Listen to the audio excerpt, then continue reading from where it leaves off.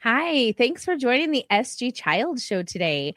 And Sean, of course, I didn't even ask you. Is it Adelman? Adelman? Adelman. As long as you don't call Adelman. me Seen, we're good. Adelman. As long as I can pronounce Sean correctly, right? It's the little things, right? The little things. I always tell people when they put that extra H on my name that I'm just too extra to begin with, and I never needed it.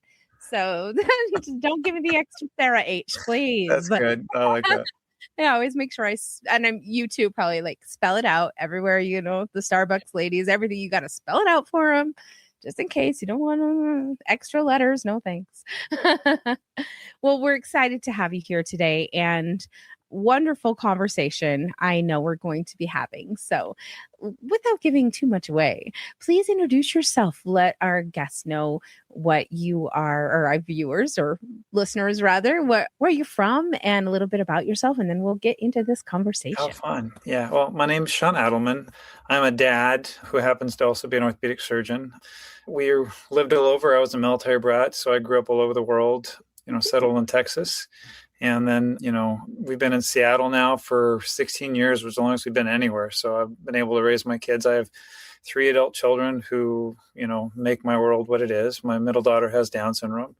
And so she is kind of what opened my eyes to differences and inclusion and those things that we can talk about for our conversation about growing up in different places and not appreciating people's differences on an organic level until you actually are faced with those challenges. And I wouldn't even say challenges, just, the spectrum of the human condition Yeah. is not always evident to those of us who tend to sort of grow up in a box. And so having lived in multiple different areas and being a part of the medical community, it's wonderful. And my wife, who we can talk about too, is, she's amazing. I'm so fortunate so many levels, but she works with the Lend here in Seattle, which is the neurodiverse group for diagnosing, and she's very tied into the autism community here as well. So I think there'll be some fun organic things that we get to talk about. Although I can't speak for her because she knows way more than I do. I'm just the dad who happens to also be a trauma surgeon, who happens to also be on a podcast with a lovely person like you. So this is I exciting. love that. Well, now you get to make an introduction for me too to your wife. So Yeah, no, I think that'd be fun actually. oh, this is going to be a great conversation. And, I know some of my listeners may have know some of these things about me, but you don't. So I get to tell you so that, you kind of know how relative or how we relate so well. And number one, I'm a military brat, only child of a major general, retired. So yeah, I get that. We didn't move around as much because he was the commander of the Reno Air National Guard, and so we stayed mostly in the guard, area. But he traveled all over the place, and I stayed home with house sitters. Lovely. It was interesting, but moving into my adult life and into with being with my husband now for 22 years. When I first met him, he had a sister with Down syndrome.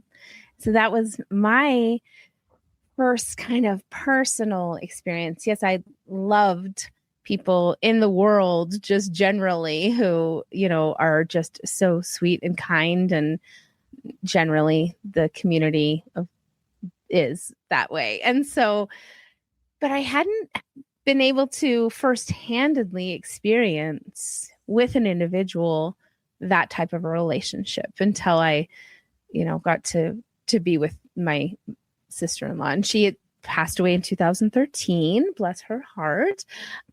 But what an amazing experience, because not only did that, give me a little bit, I'm going to say this baby bit of experience with an individual with more support needs, or, a little bit different outlook on things.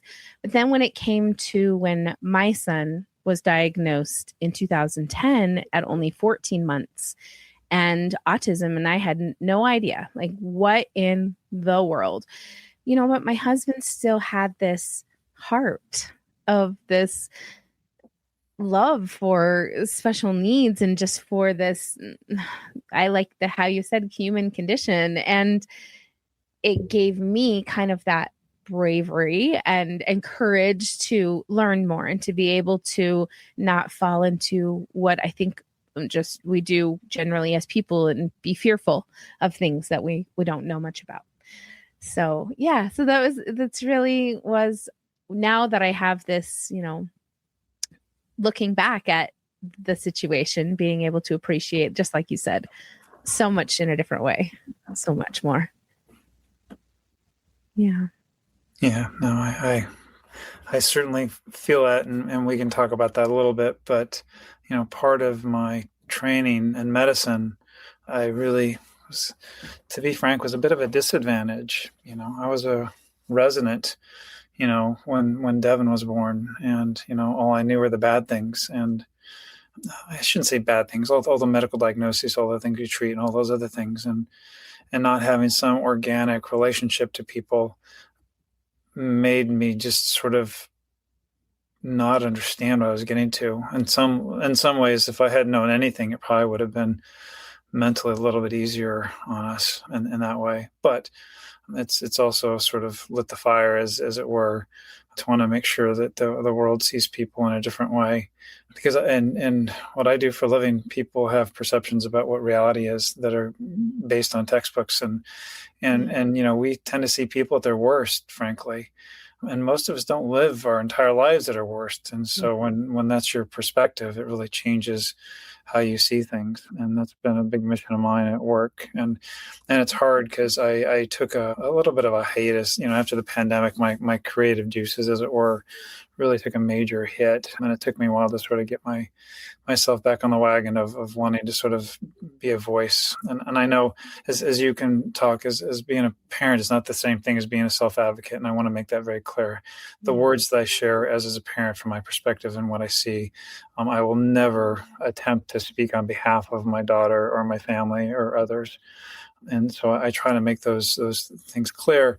And one of the things that got me back on the wagon, honestly, was some of the things I experienced at work as a surgeon, families that were making choices based on very little data. And unfortunately, I'm sure you've seen a lot of the social media stuff recently, and I've had experience that personally, professionally. And so, part of my mission is to make sure people understand the human condition. And as a new parent, as you know better than anybody, you never know what you're going to get. And you have to have an expectation of everything for your child, no matter what they are. And if your child has a diagnosis, that's one thing. But even if your child doesn't have a diagnosis, you never know. And so that's our whole thing, is raising people's expectations. And, we can talk about that a little bit. But when Devin was born, the world was in a very different space. Most people, Down syndrome, not I shouldn't say most, the statistics are up, but institutionals, the average life expectancy for somebody with Down syndrome when Devin was born was in their 30s. Yeah. And Devin is going to turn 30 this year. And she's a health advocate who's training for a marathon in Hawaii this year. Wow. She's got a job, she's got an apartment, she's got a fiance. That wasn't in the textbooks, when she was born. Oh, I love that. That wasn't the same experience for us, but I think that that's amazing to be able to see that fruition and just watch with a love, a different type of love. I don't even know how to, I love my children all of the same, but there's these different levels of understanding maybe that you have for your child's different needs, and I completely get that. I on one end don't see that. I think that DJ might be a forever child. At the same time, he's only 16. Who am I to say what happens? I can't limit his skill level. I can't limit his potential, and I wouldn't want to, but I really am hopeful, for something similar to that he would be able to enjoy those types of experiences if that's what's meant for him.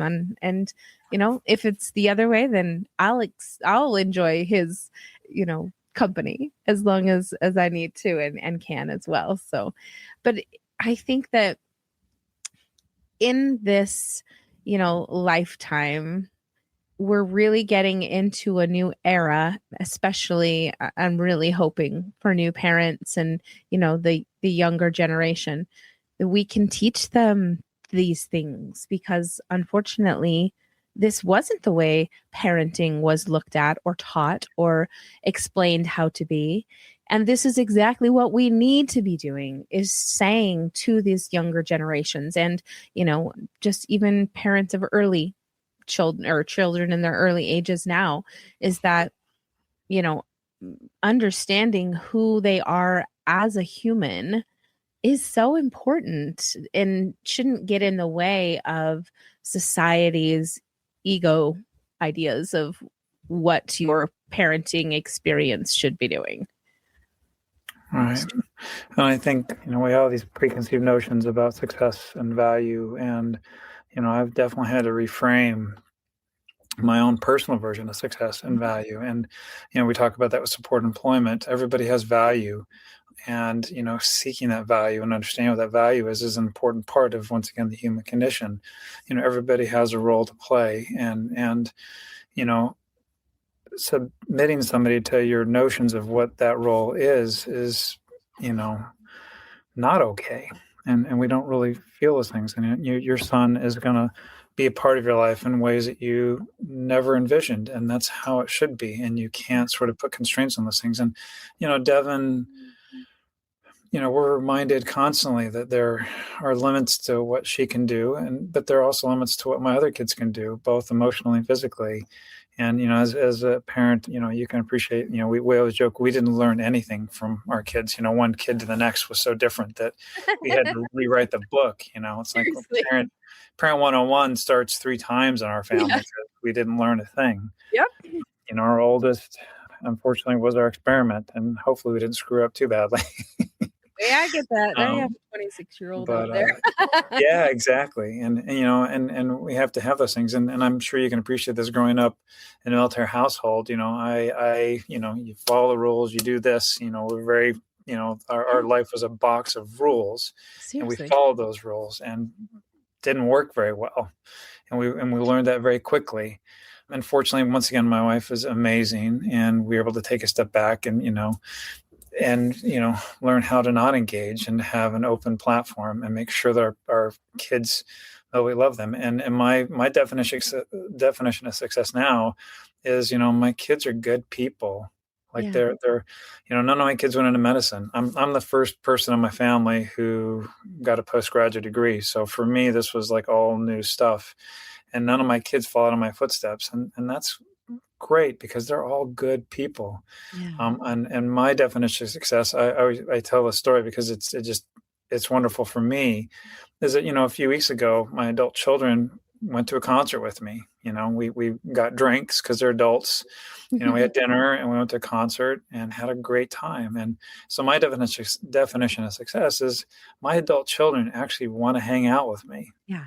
What a beautiful thing that is. And I feel very blessed to have that in my life. There's just no other way to say it. Yeah. And those things only occur if you open the playbook to possibilities. If you have a constrained vision of what those relationships are, we can talk about that. And it's more salient for those of us who deal with people who have different challenges, is, this whole idea of family that we have in this country, which is centered around, when I was, in high school, the definition of success is, your kids move out of the house at high school and you don't see them again. They're not moving back in. And you go to other cultures, other countries, and the extended family is a really important part of it. We went to Vietnam as a surgeon and as a family, and their extended family approach is so different, that they don't have institutions. The family just bonds around whatever individual's needs are. And that's just how it is, so you have multi-generational living. And, our adult kids are currently in the house with us, going to grad school and doing stuff. And I love having them here. I don't have any, impetus to, get them out of the house. Of course they are at some point, just because they want to lead their lives, but it's on their terms and not some preconceived notion about what family means to us. And frankly, Devin moved out early this year, and we still obviously stay close with her, and she comes over for dinner several times a week, and all that stuff. But it left kind of a hole, my wife and I are still recovering from. She was this, this beacon of positive energy. Her room was littered with little stickies of inspirational things. And I will be the first to tell you, I'm really hard on myself. I don't look at myself in a very positive way. The person I see in the mirror isn't always the person I like to see in the mirror. And I look at how I work both as a father and as a surgeon very critically. And having Devin grade that in my world was a huge thing, seeing her being, inspired by those little daily things, made my approach to how I live my life very differently. When I was, I'm sure growing up the daughter of a general, you have these aspirational things of, I'm going to run I didn't know anything about medicine or anything. So I was like, I'm going to be CEO of a hospital. I'm going to be Surgeon General, or, I had these big things, which is wonderful. But I fully appreciate now having these wonderful people in my life, that it's the daily things. It's those interactions. It's those moments where you see somebody in the hospital or at Kroger's or wherever it happens to be, and you can make that interaction positive. You can make somebody's day better just in that moment. Somebody's sweeping the floor in the operating room. They're just as important as the nurses and everybody else. And sort of making sure that they are aware that their role in life is meaningful. Every little interaction throughout the day makes a difference. And those are the things that I focus on more now than, the big picture things. And I don't want to minimize those things. I think those things are very important, but having somebody in my life that is able to hold on to those individual interactions and it make me appreciate that those little interactions are just as important. I should put just as much energy into those things as I do in my brain thinking about what's next, has made my days better. I think about those things and focusing on that one patient that I helped instead of, my career as a surgeon, like, where am I now? Yeah, absolutely. That I have a lot, I have a lot going on. Oh my gosh, there's so many comments I wanted to catch on, but I really, really love the idea of first making a connection with your kids that will give you a friendship later in life. That is what your goal should be when you're setting up a relationship with them when they're little. How is this going to look in 10, 15 years? Are they going to want to talk to me? Am I going to have yelled the niceness out of them and they're never going to want to talk to me again? Like, obviously there's different aspects to everybody's things, but I think that it's so important that something kind of like you said, being a stepmom, wasn't like I had full parenting control or even parenting knowledge of what I was doing, stepping into someone else's life, and vice versa, and theirs in mine. But I did the best that I could. But I certainly learned from that relationship and going into the relationship with my biological children, especially when the next one had super high communication needs that had to be tended to. I definitely learned that I needed to be a different type of parent. That kind of same thing. I needed to step back and really look at the way that I was communicating and that I was offering him the environment to be able to understand communication. It kind of like does two things, throws a wrench in it, but then all these colors flash everywhere and you're like, oh my gosh, I can see things a little differently now, so it kind of happened that way.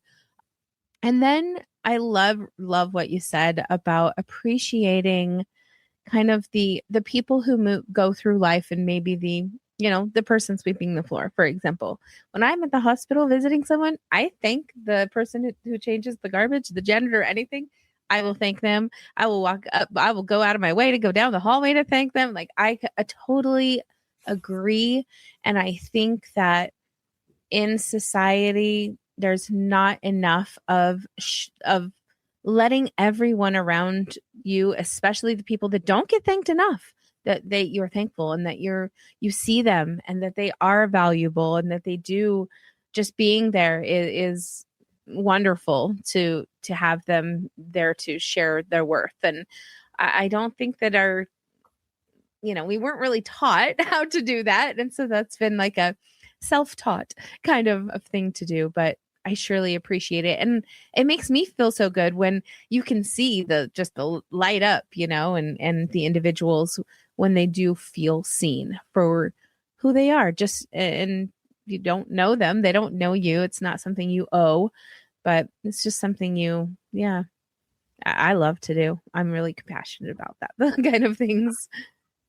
Taking advantage of those moments, making the most of the moments that you have. I think it's easy to sort of walk through life with your head thinking about other things, and I'm certainly one of the people who is guilty of that on more than one occasion. But having people in your life that force you to sort of focus on the here and now on occasion is really important. And you mentioned parenting, and for us personally, it's that acceptance that there have to be rules, and people talk about, like, you can't be your kids' friends when they're teenagers because that's not your role.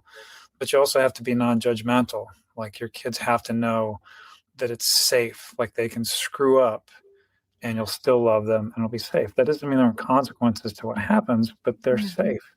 That's the whole mantra that we live with, is raising expectations. Your job as a parent and as a human is not to sort of set barriers to those around you, whether they are friends, family, whatever. Particularly for your children, though, your job is to sort of allow them possibilities and accept that failures are going to happen, and that your role is to provide a safe landing. Your role is not to set the bar. Every bar is going to be different, and there are bars that are going to look different. That's not even the same bar. You can't even judge them based on level. But your job is to provide a safe landing. And it seems like such an obvious thing, but we tend to be so sort of, I don't want to say judgmental, but humans are tribal. We just are. And we have notions of what is and what isn't. And as a parent, you just have to completely step back from that and appreciate, what you can or can't do and what your children are capable of doing. And your child is going to do things that, you never knew they were going to do. And if you don't allow them that opportunity, you'll never know. In the disability community, and you know this language too, called the dignity failure.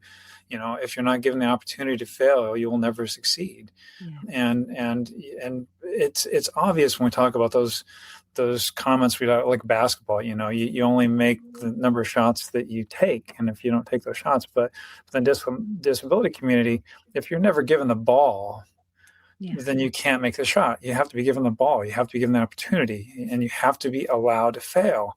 And people don't understand the difference of acceptance and inclusion.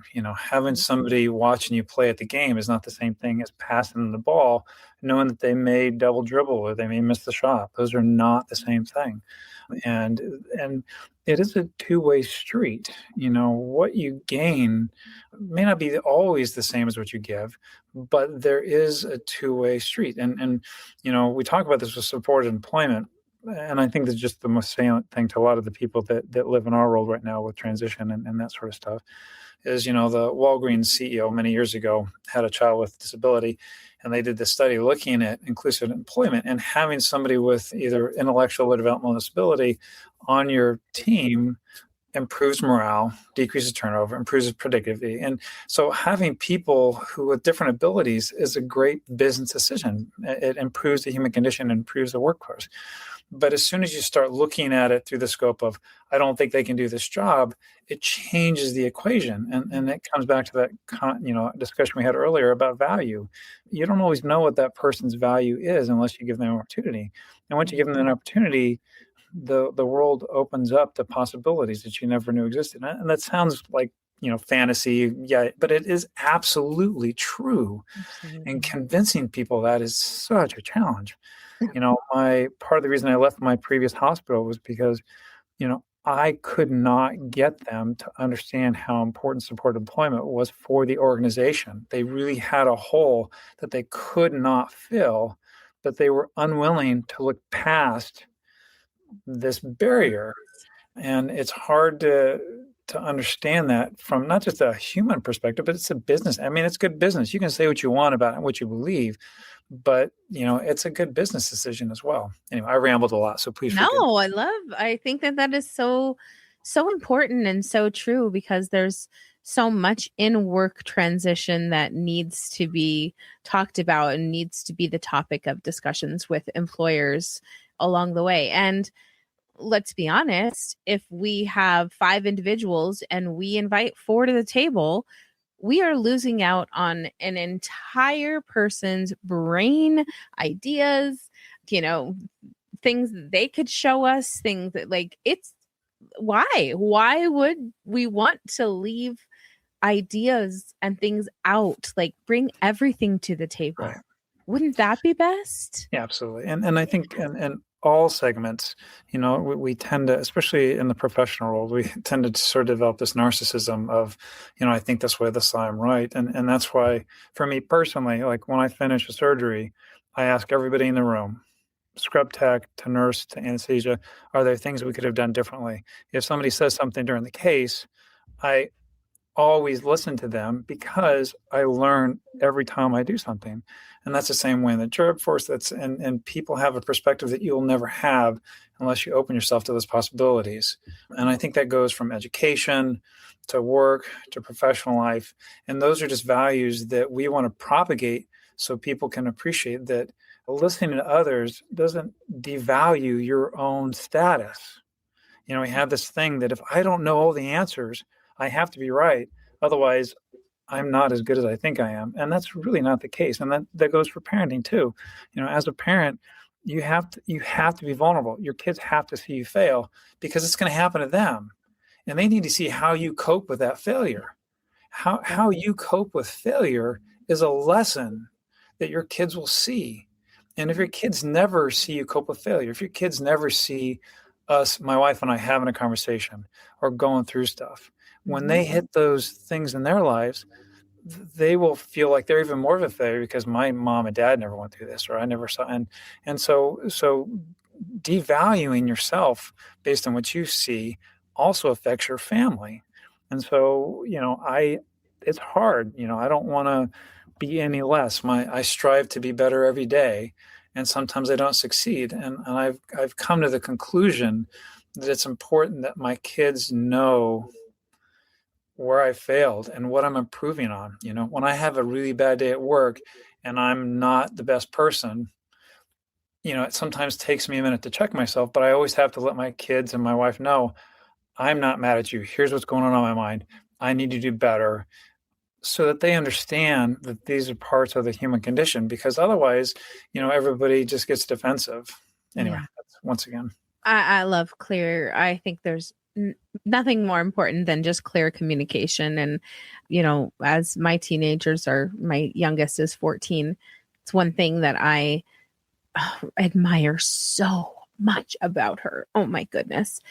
And she's like my best friend from the 90s. She loves good music and just a great kid. But her ability to just say exactly how she's feeling, and maybe some will call it autism and bluntness, right? No, but I have taught her since day one, clear, constant communication.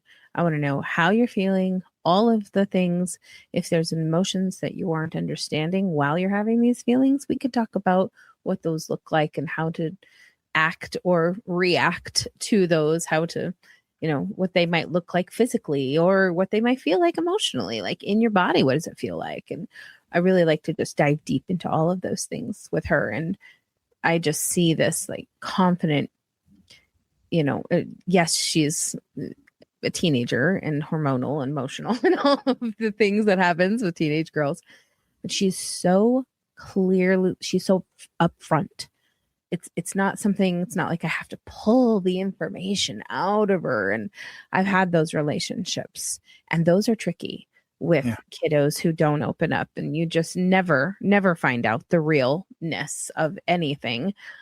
But this time around it's just been sometimes you're like, oh, why would you say that? But other times I'm like, yes, Okay, thank you. Good job. I don't care that that was the way you said it. Maybe let's work on that's not the way you say it next time. But, the fact that it's getting out and it's not ever being like stuffed in is just so amazing. Because, you and I couldn't have never done that. Oh, Ever. yeah. Never. 100%. I still wouldn't do that to this No. day. And so, like I say, admiration, right? And growth. I Yeah, think there are things, oops, my table's going up and down. that's awesome. I wish I Uh, had that. we learn from our kids. My youngest just finished. He's a mechanical engineer, but to your point, is he's so willing to do things that I'm not, and so he pushes my boundaries and forces me to grow. And that's just your daughter is forcing you to sort of look at your relationship in a different way, and it's wonderful that she sees you as a safe place to be able to talk about things and to come to you and not be judged, and Never. that if she's at a party or something happens, that she knows that she can call you and not worry about being judged for those things. And those are, particularly the teenage years, those are just crucial things. If you have barriers that your kids are gonna get into stuff. That's the job of a teenager. Yes. And they need to know that you're a safe place, Yeah. so that they can, explore and learn. And you want them to figure those things out when they're still at home with you, Exactly. instead of As somewhere scary as else that is. where bad stuff Yes, happens. exactly. No, as scary as that is, I totally agree with you. And I wouldn't say encourage, but also don't discourage. But I let it happen on her terms. I'm not going to be like, oh, you should definitely try a beer sometime. I wouldn't do that, offer that kind of stuff. But if she called me and was like, look, I'm at, some family thing and everybody is drinking and I just drank a beer, and do you need me to come pick you up? Like, you're, only 17. That's not the right choice for you today. But thank goodness, at least. And of course, the other adults, I had to say, I don't know, that was not good decision making. Thank you for this particular place. But, yeah, you have to be grateful when they do come to you, even if something's happened, because then you can help them sort it out and you can help them understand how they're facing, what consequences they're facing. And, maybe you have gone through it. Maybe you haven't gone through it. Maybe you're learning from, third party experience, but it is such a big difference to have somebody who is safe with you and feels safe with you than not. So wouldn't change it for the world. Yeah. For sure. Absolutely. This has been so great to get to know you and have this conversation. And I hope that people listening really think about the inclusion and the choices they're making on a daily basis to have that at the forefront of their mind. Is there social media or website or any kind of links you would like me to provide? I will be the first to say, marketing has been, I'm like the worst person in the world at that. But we do have a website, and as we talked about, it's raiseexpectations.com. It is exactly what it sounds like. And that's where, my books and a lot of, I know your site has a lot of resources and stuff like that. And that's what we really try to sort of put out there, for people. The audience here is a little more welcoming, a little more understanding of the community. And often what I will tell people is that, the best way to know somebody is to meet somebody. And volunteering a couple hours at Special Olympics or Best Buddies, or, every county usually has an ARC or something of that nature. And it can be life-changing. And as you and I've talked about growing up in West Texas, I went through my entire high school, college experience never having met somebody with an intellectual developmental disability, which we know statistically is impossible, until I had a daughter with Down syndrome. Yeah. And so I encourage people to sort of get to know the people around them. And that's a really easy way to do it. You Yeah. don't, I would never ask somebody to commit to a year of their life to doing one thing, but spending an afternoon at a basketball game refereeing or something like that, just to experience something different. And is just, and I'm sure you've been to these events. They're just joyful. They're just, Yeah. Oh, you know, amazing. it's, Love and the it just, Buffalo effect. I love it. and being part of the human condition, we tend to be experiential learners. And once you're in that setting, it's easier to sort of understand the meaning of what we're talking about. It's something you can't experience third person. It just isn't. It's so true. No, that is so true. And I invite everyone to please try to have one of those experiences. Excuse me. Special Olympics was so wonderful for our family in this last year. It really helped us see the potential that we didn't know that DJ could have, in that kind of a setting, and to have people accept and welcome us with open arms from the second we were there was so different of an experience to have. I absolutely love them so much. So yes, please, if you do have that opportunity, please go and try something like that. It is amazing. And, if you have special members of your family and just want to connect with Sean or his website, raiseexpectations.com, and you can go find him and get resources there. This has been such a great conversation, and I really look forward to catching up soon again. And please let me know, like, if you have a book or a event or anything that you'd like to, promote or anything. I'll do some of your marketing for you. That sounds wonderful. Thank you so much. It's just been a lovely conversation. And really on the side, if you want, I can connect you with my wife too. Yes. Who does a lot in the autism world. I'd love to do that. She's in touch with a lot of different things that I'm not. So I have to give it to her. Yeah. Sounds like it. Yes. I love that. Well, thank you. This has been such a great conversation, and I look forward to staying in touch. Thank you. Empowering voices, meaningful resources, stronger connections. Be a part of it. This is the Neurodivergent Resource Podcast. Join us.